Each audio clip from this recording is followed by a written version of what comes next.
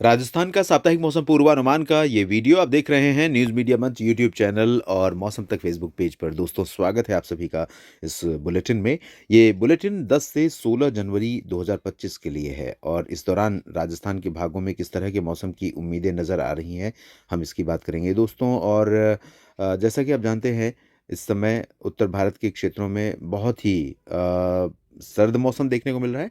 थोड़ा बहुत फ्लक्चुएशन भी है, जो कंसिस्टेंसी बनी हुई थी, लगातार टेम्परेचर गिर रहा था, उसमें थोड़ा-सा इस तरह से हमें देखने को मिल रहा है, कभी उतार कभी चढ़ाव। और आपको बता दूँ कि एक डब्ल्यूडी पहुँच रहा है उत्तर भारत की तरफ और इसके प्रभाव से साथ ही साथ जो मैदानी क्षेत्र हैं, यहाँ पर आने वाली बंगाल की खाड़ी और अरब सागर की हवाएँ भी कुछ अपना रोल प्ले करने जा रही हैं। उदाहरण के तौर पर मैं अगर आपको बताऊँ तो यहाँ से हवाएँ इस तरह से राजस्थान की तरफ पहुँच रही हैं और ये हवाएँ कुछ न कुछ रोल प्ले करेंगी इस तरह से।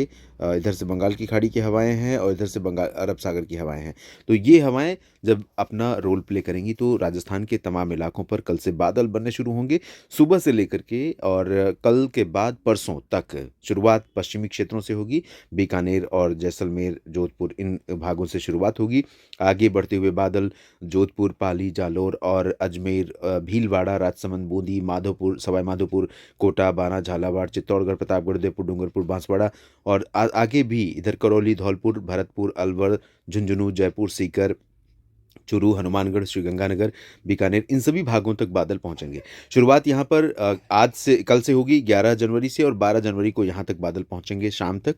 तो इस रीजन से लेकर पश्चिमी से पूर्वी क्षेत्रों तक बरसात की संभावनाएं कई जगहों पर बनेगी। हालांकि बहुत ज़्यादा इंटेंस क्लाउड नहीं होंगे, बहुत घने बादल नहीं होंगे, बहुत मोटे बादल नहीं होंगे, तो बहुत स्ट्रॉन्ग स्पेल की उम्मीद भी नहीं है। लेकिन कुछ जगहों पर बरसात ज़रूर हो सकती है पश्चिम से लेकर पूरब तक और इसके चलते मौसम काफ़ी बदल जाएगा। और साथ ही साथ आपको बता दूं कि 12 जनवरी को जब बरसात की संभावना रहेगी 11 और 12 को, तो साथ ही अगर बरसात हुई तो एटमॉस्फेयर में नमी बढ़ जाएगी और उसी दौरान एक चेंज और आएगा। 12 से ही गंगानगर और हनुमानगढ़ का जो ये हिस्सा है, चूरू और झुंझुनू का रीजन है, इन भागों में उत्तर की ठंडी हवाएं आने लगेंगी पंजाब और हरियाणा को पार करने के बाद। तो जहां पर ये ठंडी हवाएं पहुंचेंगी उन जगहों पर पारा गिरेगा 12 जनवरी की सुबह के समय और तापमान गिरने के साथ, क्योंकि हवा में नमी रहेगी तो तापमान गिरते ही यहाँ पर घना कोहरा हो जाएगा। तो 12 जनवरी को एक तरफ घना कोहरा, दूसरी तरफ घने बादल, इस तरह की परिस्थितियाँ सुबह 12 जनवरी की जब आप उठेंगे तो उस दौरान पूरा अंधेरा-अंधेरा नज़र आ सकता है। ऐसी स्थितियाँ हो सकती हैं और वो दोपहर बाद तक जारी रह सकती हैं। और उसके बाद 13 जनवरी को ठंडी हवाएँ पूरे राज्य के ऊपर चलेंगी, मौसम काफ़ी ठंडा रहेगा 12 और 13 में।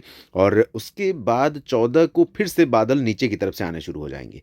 यहाँ से मध्य प्रदेश और महाराष्ट्र को, गुजरात को पार करते हुए सिरोही, उदयपुर, डूंगरपुर, बांसवाड़ा, प्रतापगढ़, झालावाड़, कोटा, बारां, इन सभी जगहों से बादल आने शुरू होंगे। इस दौरान पश्चिमी क्षेत्र ज़्यादा कवर नहीं होगा, लेकिन पूर्वी क्षेत्रों में कई जगहों पर ये बादल पहुंचेंगे ऊपर तक, यहाँ तक।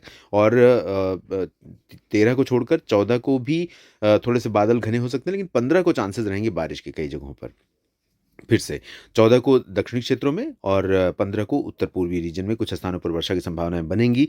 लेकिन इस दौरान भी बहुत अच्छा स्पेल, बहुत तेज़ बारिश का स्पेल नहीं रहेगा, लेकिन बादल बनेंगे और बादल रहेंगे तो बरसात की कुछ संभावना रूल आउट नहीं कर सकते। ये मौसम इस तरह का है कि चांसेस बन सकते हैं। और बरसात हुई तो 17 को, 16 को फिर से हमें काफ़ी घना कोहरा और काफ़ी अच्छी सर्दी राजस्थान के तमाम ज़िलों में देखने को मिल सकती है। यानी कोल्ड वेव, कोहरा, बारिश, बादल और शीतलहर, यानी कोल्ड वेव मतलब शीतलहर ही, और दिन में कोल्ड डे कंडीशन, ये सब कुछ अभी राजस्थान में इस सप्ताह के दौरान हमें दिखाई पड़ सकता है कई जिलों में।